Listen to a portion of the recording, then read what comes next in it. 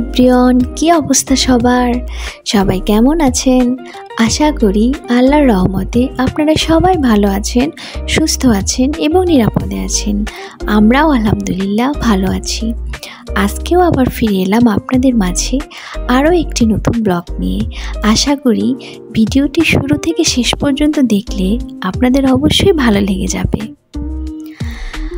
আমরা আমাদের আবেগ অনুভূতিকে যদি একটু সাইড করে রেখে যদি একটু বাস্তবতার দিকে তাকাই, তো দেখা যায় যে এই যে আমি আর আমার সাথে থাকা স্বামী, সংসার এবং বাচ্চা, এগুলোকে নিয়েই কিন্তু আমার আপন ভুবন, যেখানে আমাকে সারা জীবন থাকতে হবে, মানে যতদিন বাঁচি আর কি।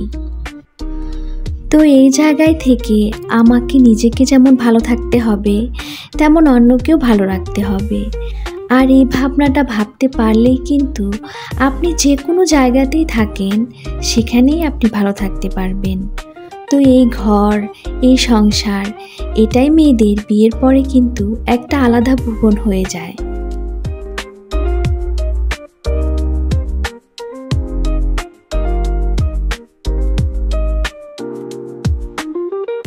আল্লাহ তাআলা এই পৃথিবীতে কাউকে পরিপূর্ণ করেননি, কিছু শূন্যতা দিয়েছেন, কিছু পূর্ণতা দিয়েছেন। আর এই জন্যই আমাদের জীবন এতটা বৈচিত্র্যময়। তো কখনো কিছু পাননি এইটা না ভেবে কি পেয়েছেন ওগুলি বেশি উপভোগ করেন বা ওগুলি নিয়ে বেশি ভাবেন, দেখবেন অনেক ভালো আছেন। যেটা পাননি সেটা আপনার জন্য নয়, এইটা মনে করেই না বাঁচতে শেখেন, দেখবেন অনেক ভালো আছেন। আমরা যেহেতু মানুষ, কম বেশি হতাশা আমাদের গ্রাস করার চেষ্টা করবে, আশেপাশে ঘুরবে। তবে আপনি হতাশায় তলিয়ে যাবেন না, কারণ হতাশাই হচ্ছে শয়তানের প্রথম ধোঁকা। ওর মধ্যে যদি আপনি পড়ে যান, ধীরে ধীরে আপনি তলিয়ে যাবেন, একেবারে হারিয়েই যাবেন। আপনাকে আর খুঁজে পাওয়াই যাবে না, কিন্তু আপনাকে আশায় বাসা বাঁধতে হবে এবং সে অনুযায়ী ছুটে যেতে হবে। একদম লক্ষ্যে পৌঁছাতে পারবেন না, তবে লক্ষ্যের কাছাকাছি তো যেতে পারবেন। আর এই চলার পথে যা যা পাবেন ভালো কিছু, সব লুটে নেবেন একদম আনন্দের সাথে। আমার কে, আপন কে, পর কে, এগুলি ভাববেন না যে সব কিছুই আমার। এই মুহূর্তে আল্লাহ আমাকে যা দিয়েছেন আমি তাই উপভোগ করি, এরকম করে চলবেন।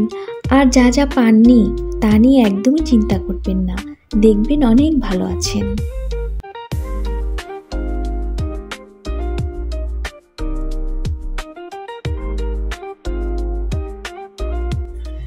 এই বাসাটা যেহেতু আমার কেন জানি মনে হয় ততটুকু আপনাদেরও।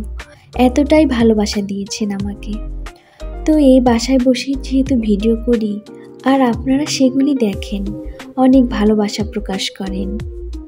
নিজের সাধ্য, ভালো লাগা, ভালোবাসা সব কিছু দিয়েই বাসাটা সাজিয়েছি। একদিন তো ছেড়ে যেতেই হবে, কারণ এটা তো ভাড়া বাসা। কিন্তু তারপরও নিজেকে মানাতে পারিনি, মনের মতো করে সাজিয়ে নিয়েছি। অনেক পুরনো সংসার যেহেতু, কম বেশি জিনিস তো দরকারই হয়।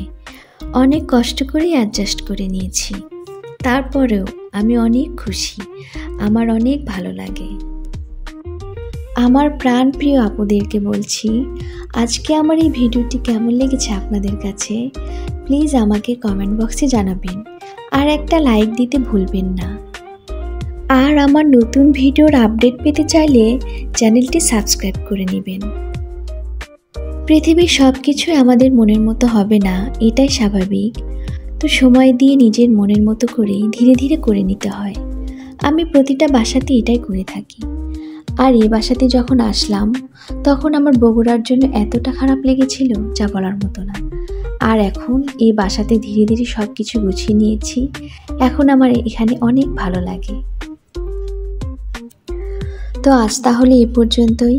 পরবর্তীতে আরও একটি নতুন ভিডিওতে আপনাদের সাথে কথা হবে।